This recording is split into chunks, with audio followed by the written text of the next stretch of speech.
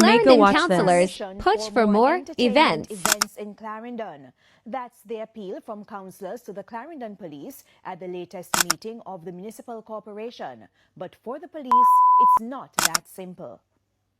The parish of Clarendon, sitting between Manchester to the west and St. Catherine to the east.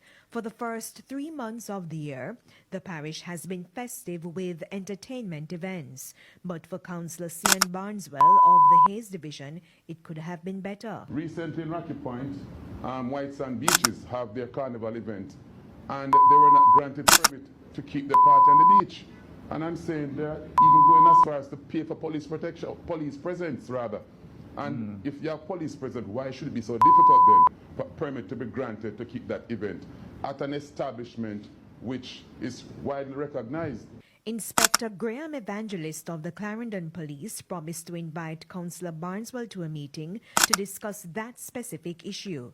But generally speaking, the inspector says the police take decisions based on crime trends and intelligence.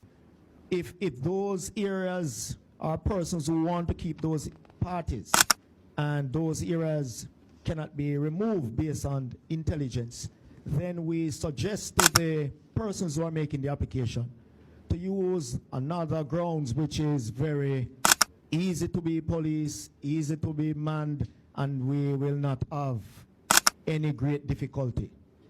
From January to March, Clarendon recorded about 13 murders. 1 was gang-related and 9 were domestic disputes.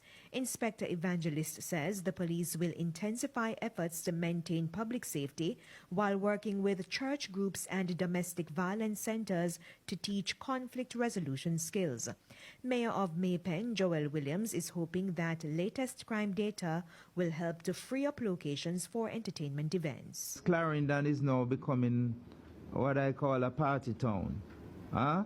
And so I am hoping that many of the areas that are now on lockdown, seeing that we are doing so well, you will loosen up, and so that we can see the true sense of the crime and violence really going down. Seeing that the citizens are now working with us, we're able to free up those areas so they can have their festivity too, because that's a big economic base for the parish.